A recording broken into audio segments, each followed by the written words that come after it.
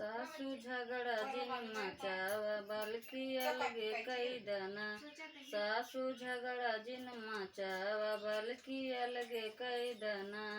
ना ले बै हमार तन बर्तन ना बर्तन पे राजी हो।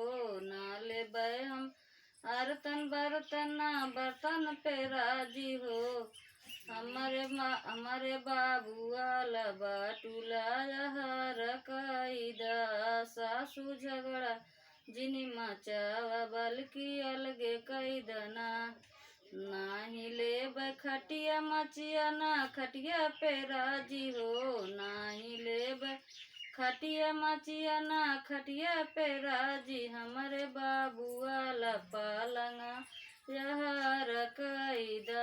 सासू झगड़ा जिन मचावा बल्कि अलगे कैदा। नाही ले लड़का बच्चा ना लड़का पे राजी हो। नाही ले लड़का बच्चा ना लड़का पे राजी हो। हमरे बाबू वाला दामदाया हर कैदा। हमरे बाबू वाला दामदाया हर कैदा।